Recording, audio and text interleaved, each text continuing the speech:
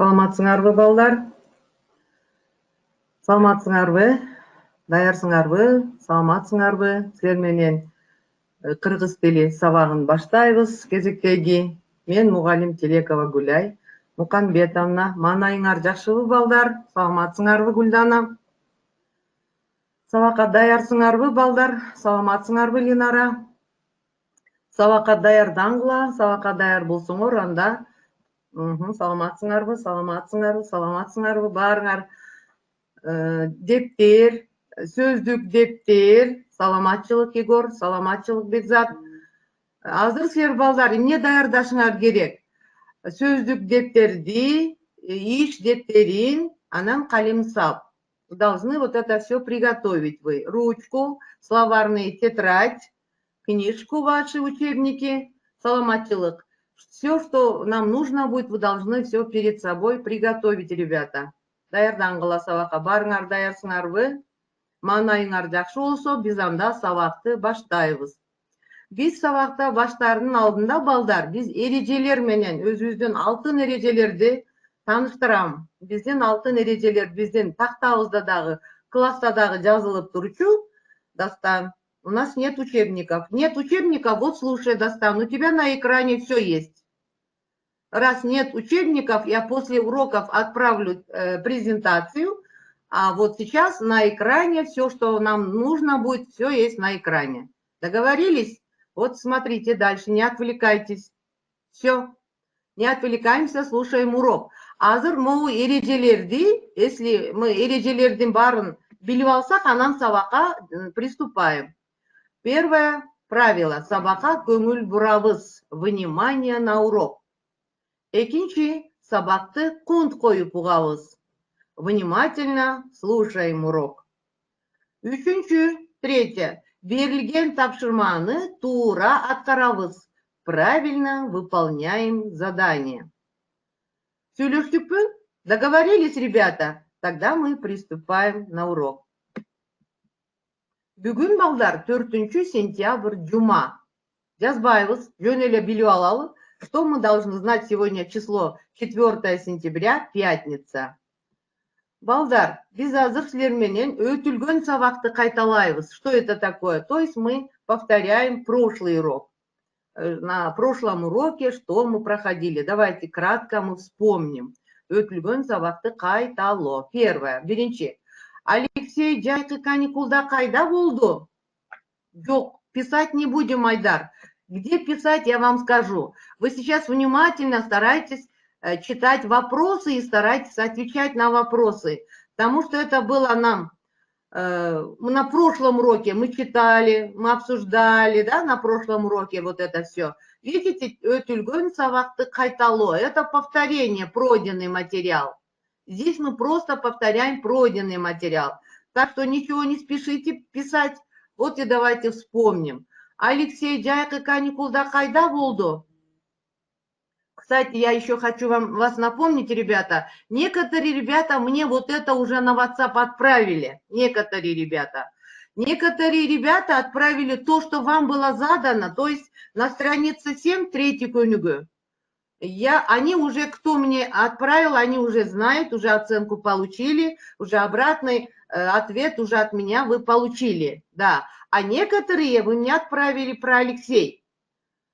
Ну, тем не менее, пусть это тоже пойдет. Ну, давайте теперь же отвечать на вопросы. Повторяем прошлый материал. Алексей жайкы каникулда кайда болду? Где был Алексей на летних каникулах? Алексей тай атасыныкында болду. Туурабы, балдар? Туурабы же туура эмес деп жооп беребиз? Оба же туура эмес деп жооп беребиз. Азаматсыңар. Ал жакта эмне кылды? Что он там делал? Ал эмне кылды? Ал жакта ал өрүк, карагат терди, картөшкө чапты. Туурабы, туура эмеспи? Ал өрүк, карагат терди, картөшкө чапты. Азамат, Ысыкөлдө болду, туура. Ал үчүнчү суроо. Ал үчүнчү суроо. Туура, өрүк, карагат чапты. Туура деген ответти алдым мен. Мы отвечаем только оба. Туура эмес. 3. июль ayında ата-энеси менен кайда барды? Тура, Султан Азамат. Тура. Куда он съездил вместе с родителями в июле месяце? Бахтияр Амирхан Тура. Оба. Она зручный сурова. Теперь обратите внимание на 3-й вопрос. Июль ayında ата-энеси менен кайда барды? Куда он съездил вместе с родителями в июле месяце? Ысыкөлгө. Туравы? Султан Тура, Тынай Тура. Значит, барлығыз билебиз. Ал Ысыкөлдө өткөрдү. 4. Boş убактысында эмне кылды? Boş убактысында эмне кылды? Что он делал в свободное время? Что он делал в свободное время? Азыр мен айтам. Тура, сен акзам Тура, ал boş убактысында кызыктуу китептерди окуду. Туравы, тура эмеспи Айдар? Тура. Boş Тура Тынай. Оба Тынай Тура. Boş убактысында ал кызыктуу китептерди окуду. Алика Тура.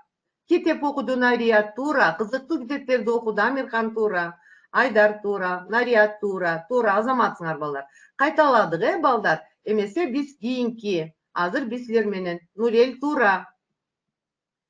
Биз кыргыз тилин окуп жаткандыктан балдар биз ар бир сабакта тил жаттыктыруу көнүгүүсүн аткарабыз. Алика Тура. Тил жаттыктыруу деген бул эмне? Это работа над произношениями. Давайте мы все прочитаем вслух вот это көнүгүү, стихотворение. Мугалимдин айтканын угуш керек аярдап, ар бир күнү сабакты келиш керек даярдап. Дагы бир жолу. Мугалимдин айтканын угуш керек аярдап, ар бир күнү сабакты келиш керек даярдап. Азаматсыңар, эми бир жолу балдар. Анткени биз тилибизди жаттыктырып атабыз. Мугалимдин айтканын угуш керек аярдап, ар бир күнү сабакты келиш керек даярдап. Здесь о чем говорится вообще, ребята, в этом стихотворении? Давайте слушаем учителя, внимательно слушаем. Каждый день мы готовим урок, чтобы мы каждый день были готовыми. Ушул муга сабакка даярлыгыбыз жөнүндө айтылып атат бул жерде. Мен приблизительно эле которуп койдум да, что вам было понятно. Азыр биз экинчи бөлүккө өтөбүз. Жаңы темабызга, мына основной биздин сабагыбыздын темасы бүгүн, негизги биздин темабыз менин мугалимим деп аталат. Биз бүгүнкү сабакта менин мугалимим жөнүндө сүйлөшөбүз. Мой учитель. Биздин бүгүнкү сабагыбыздын темасы менин мугалимим. Мой учитель деп аталат. Бул силердин китебиңерде бар. Менин мугалимим силердин 7-чи, анан 8-чи бетте бар. Азыр сабактын максаты менен таанышабыз балдар. Жаңы сөздөрдү үйрөнөбүз. Учим новые слова. Второе. Экинчи, текст окуп түшүнөбүз. Читаем текст, переводим. Үчүнчү, окуучулардын ой жүгүртүүлөрүн, эске тутууларын, тырышчаактыгын өнүктүрөбүз. Что это? Развиваем свои логические мышления и наше мировоззрение. Төртүнчү, мугалимди урматтап, сыйлоого үйрөнөбүз. Это что такое? Учимся слушать и уважать учителя. Түшүнүңөрбү балдар сабактын максаттарын? Анда эмесе бизде жаңы сөздөр. Балдар, мен жаңы сөздөрдү азыр биз сүрөт менен, да, муну словарный тетрадь мы пишем, на словарный тетрадь, сөздүк дептерге. Но вы здесь не бойтесь, я буду сейчас следующий слайд пускать, потому что там в развернутом с картинками мы сейчас знакомимся, что это такое аңгемелер, татынакай, чет тили, меримдүү. А вы по порядку должны по одному слову писать перевод. Словарный тетрадь. Атаканов Аскар уже мне показал свой словарный тетрадь, в каком порядке он начал, он завел. Азамат Сыңар, это не от меня плохое качество, ребята. Давайте начали. Аңгемелер, рассказы. Аңгемелер, рассказы. Вот они, аңгемелер, балдар. Вы можете смотреть по картинку. Вот какие хорошие рассказы. Значит, рассказы переводятся по-кыргызски аңгемелер. Записываем словарный тетрадь. записываем, успеваем словарный тетрадь. У нас всего 4 слова, ребята. Следующий, вот к этому слову ангемелер мы сейчас составляем предложение. У нас сөйлемдерді түзөбүз. Со словом ангемелер мы составляем предложение. Biz ангемелерди окудук. Biz ангемелерди окудук. Что это? Мы читали рассказы. Мы читали рассказы. Если кто успевает, ребята, с каждым словом по одному предложению мы пишем в тетрадь, в рабочей тетрадь. С каждым словом мы по одному предложению. То есть вот это 2 предложения мы не пишем, а только первое предложение мы пишем в рабочей тетрадь. То есть это предложение мы пишем. А перевод мы пишем в словарной тетрадь, а предложение мы пишем в рабочей тетрадь. Вы же это знаете, вы же 4 класс, вы уже знаете все. Biz angemelerdi okuduk. То есть со словом ангемелер мы уже составили одно предложение, даже 2 предложения. Вот второе. Чоңатам кызыктуу ангемелерди айтып берди. Дедушка рассказал интересные рассказы. Это у нас второе предложение. Бұл біздің екінші сөйлеміміз, балдар. Ангемелер деген эмне экенин түшүндүңөрбү? Ангемелер мынакей. Биз ангемелерди окудук деп атат. А бул сүрөттө болсо чоң атам кызыктуу ангемелерди айтып берди деп атат. Дедушка рассказал интересные рассказы. Кийинкиге өттүк, балдар. Кийинки биздин жаңы сөзүбүзгө. Кийинки биздин жаңы сөзүбүз татынакай болчу. Мына ушуну сөздүк тептерге жаза бергиле, акырындан жаза бергиле. Татынакай симпатичная болуп которулат. Татынакай симпатичная болуп которулат. Азыр сөйлөм түзөбүз. Со словом татынакай мы составляем уже предложение. Курчак татынакай. Курчак татынакай. Кукла симпатичная. Кукла симпатичная. Көрдүңөрбү, со словом татынакай мы уже составили первое предложение. А второе предложение связано с мамой. Менин апам татынакай. Менин апам татынакай. Моя мама симпатичная. Следующее предложение. Чет-тили. Чет-тили – иностранный язык. Чет-тили – иностранный язык. Первое предложение составили со словом чет-тили. Бүгүн бизге чет-тили болот. Сегодня у нас будет иностранный язык. Бүгүн бизге чет-тили болот.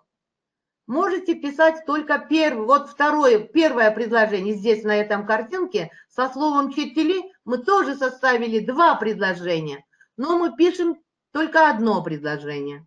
Бүгүн бизге чет-тили болот мы пишем в рабочей тетрадь. А второе, ребята, мы просто читаем. Тоже со словом чет-тили мы составили предложение. Айнура Исаевна чет-тилинен сабак берет. Айнура Исаевна преподает по иностранному языку. Вот она, Айнура Исаевна, преподает по иностранному языку. Вот мы со словом чет-тили составили 2 предложения. Сегодня у нас будет иностранный язык в переводе «Бүгүн бизге чет-тили болот». Айнура Исаевна преподает по иностранному языку. Айнура Исаевна чет-тилинен сабак берет. Так, давайте. Следующее слово меримдү у нас было. Меримдү – добрая. Это все пишется в словарной тетрадь. Меримдү – добрая. Азаматсың Дастан. Шуну атасың Дастан? Меримдү – добрая. Иметь со словом меримдү, вот у нас предложение. Менин апам меримдү. Моя мама добрая. Вот это предложение мы пишем. Менин апам меримдү. Это все пишется в рабочей тетрадь. А перевод пишется как в словарной тетрадь. Вы это прекрасно знаете, ребята. Мы уж 4 класс. Не 1, 2, как писать, что где писать. Вы все знаете, надеюсь. Балдар, азыр биз бул Жамиля. Силердин учебниңерде бар. Силердин китебиңерде бар, да, у кого, если есть книга. Бул Джамиля. Давайте послушаем Джамилю. Джамилянын айтканын угабыз азыр балдар. Джамиля эмне деп айтып жатат? Бүгүнкү биздин тема менин мугалимим деп аталат, балдар. Дагы да бир жолу напоминаю, что сегодняшняя наша тема менин мугалимим. Азыр биз мугалим жөнүндө окуйбуз. Менин мугалимим Айгүл Садыковна. Ал кыргыз тилинен сабак берет. Сабакта кызыктуу аңгемелерди айтып берет. Биз ал берген тапшырмаларды аткарабыз. Көнүгүүлөрдү жазабыз. Окуйбуз, сүйлөшөбүз. Айгүл Садыковна татынакай жана аябай мээримдүү. Мен да чоңойгондо мугалим болгум келет. Дагы бир жолу окуйбуз, балдар. Еще раз прочитаем внимательно. Менин мугалимим жок, писать не надо, Дастан. Это же текст. Мы слушаем и читаем. Читаем вместе с нами. И мы на вопросы потом будем отвечать. Поэтому вы должны внимательно читать. Менин мугалимим Айгүл Садыковна. Ал кыргыз тилинен сабак берет. Сабакта кызыктуу аңгемелерди айтып берет. Биз ал берген тапшырмаларды аткарабыз. Көнүгүүлөрдү жазабыз. Окуйбуз, сүйлөшөбүз. Айгүл Садыковна татынакай жана аябай мээримдүү.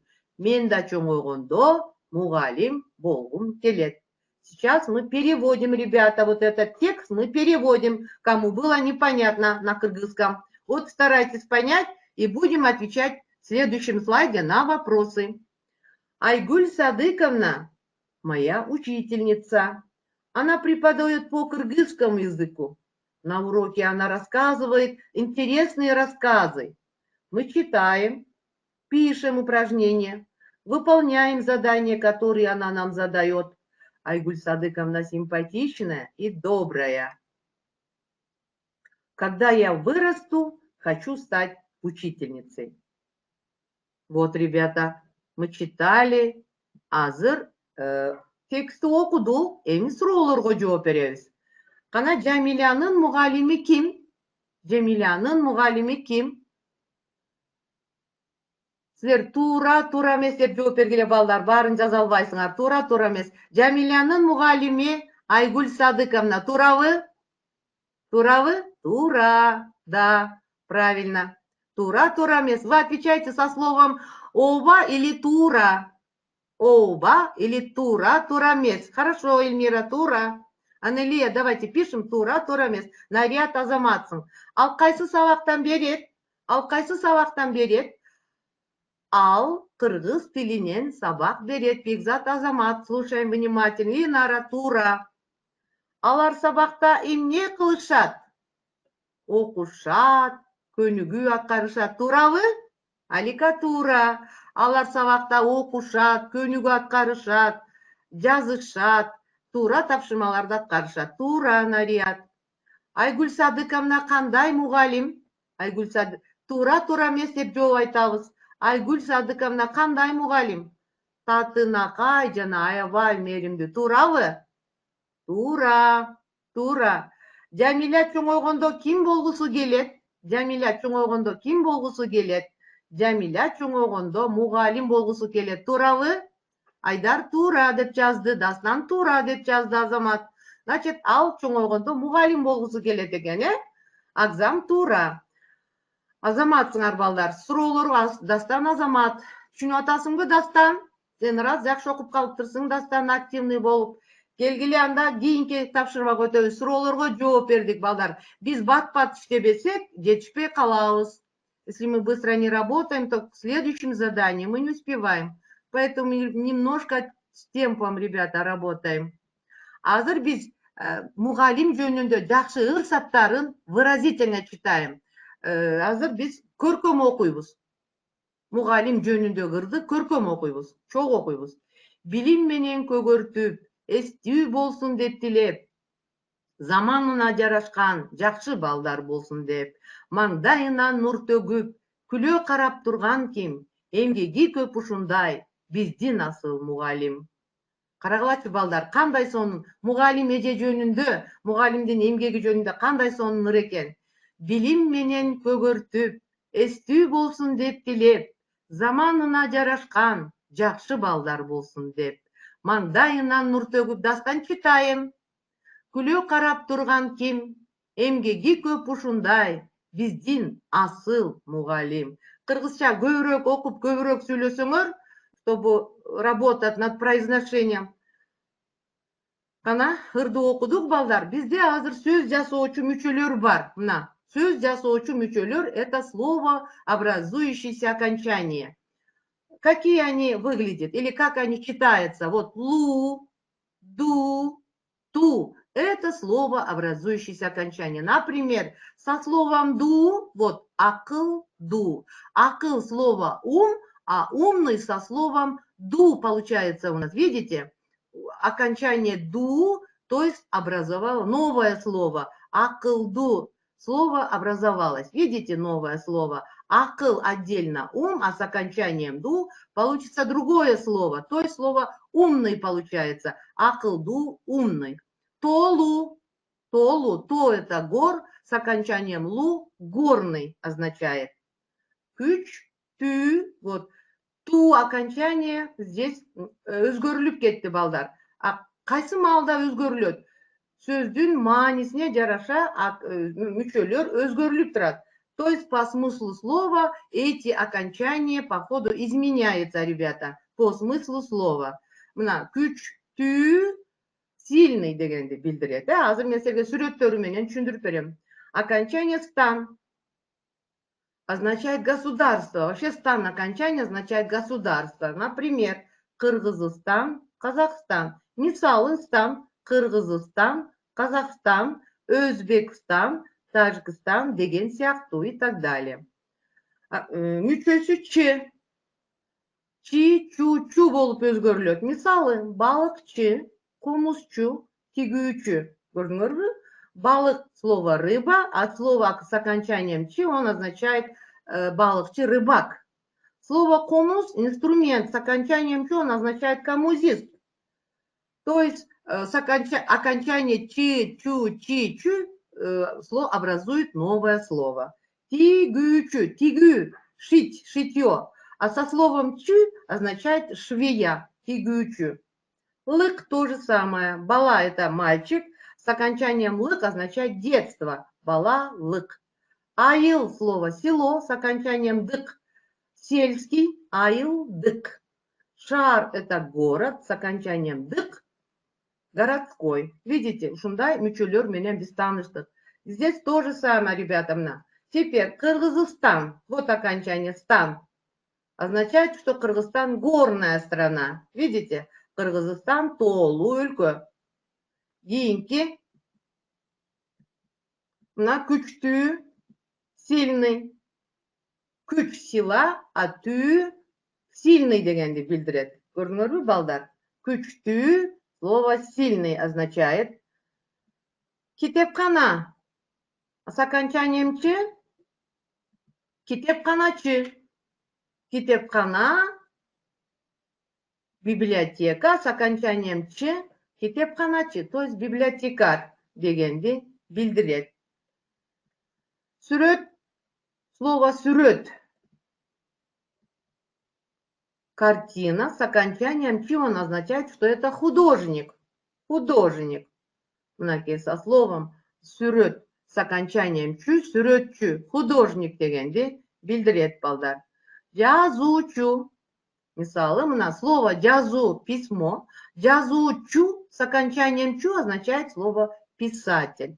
Ал бул Осмоновдун сүрөтү силердин алдыңарда турат. Азыр, балдар, биз бул ким деген картинкага келип жеттик баарыбыз. Биздин бүгүнкү сабагыбыздын темасы дагы мугалим жөнүндө болчу. Карасаңар, балдар, бул ким деп ойлосуңар? Бул мугалим. Туурабы? Мугалим. Туурабы? Туура. Азыр ушул Алыкул Осмоновдун мугалимге арнаган сонун ырсактары бар экен. Ушуну эсибизге тутуп алалык. Карагыла.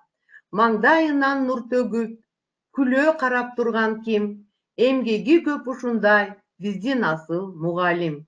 Балдар, силерге мугалим биринчи А деген тамганы, эсеп чыгарганды, жазганды, сүйлөгөндү силерге ким үйрөтөт? Мугалим үйрөтөт, туурабы? Мына ошондуктан биз мугалимди эмгегин билип, сыйлап билишибиз керек. Мугалимдин эмгегин. Дагы бир жолу окуйлучу Нарият. Маңдайынан нур төгүп, күлө карап турган ким? Эмгеги көп ушундай, биздин асыл мугалим. Азамат Егор. Уккунун Егор, Алика, слушаем. Если кто сможет, выучить надо. Я вам отправлю презентацию. Вы можете выучить вот это стихотворение. Султан, поняли? Балдар, азыр үй ишин алгыла.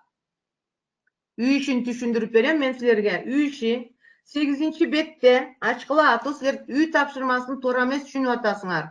8 бетте 4 көнүгү бар. 4 көнүгүдө биз туура керектүү мүчөлөрдү коюп жазабыз. То есть, что мы будем делать на 8 странице 4 көнүгү? Там есть упражнение. Мы должны ставить правильные окончания, пропущенные окончания, то есть. Мисалы, апа, сиз абдан сулуусуз, жана мээримдүүсүз дегенге жанагы биз өткөн мүчөлөрдү коюп жазабыз, балдар. Сабак түшүнүктүү болдубу? Кана анда биз азыр ырга кайрылабыз. Мына ушул ырды Байсан, если вы успеете, вы можете это списывать. Или вы потом, где вы получаете презентацию, тогда вы можете списывать. Вообще-то мы должны были вот это стихотворение рабочий тетрадька жазып, анан эсибизге тутуп алышыбыз керек болчу. Мен ошондуктан ушул ырга кайра бир кайрылдым. Кана келгиле чогуу окуп, жаттаганга аракет кылабыз. Маңдайынан нур төгүп, күлө карап турган ким? Эмгеги көп ушундай, биздин асыл мугалим. Бул ырды биздин Алыкул Осмонов деген жазуучу. Алыкул Осмонов ушу мугалимдерге арнап ушул жакшы ырды жазган экен. Мынакей жазуучу, писатель Алыкул Осмонов, ребята. Бул жакшы абдан белгилүү биздин жазуучубуз, кыргыз элине белгилүү. Ушул ырды жазган экен мугалимге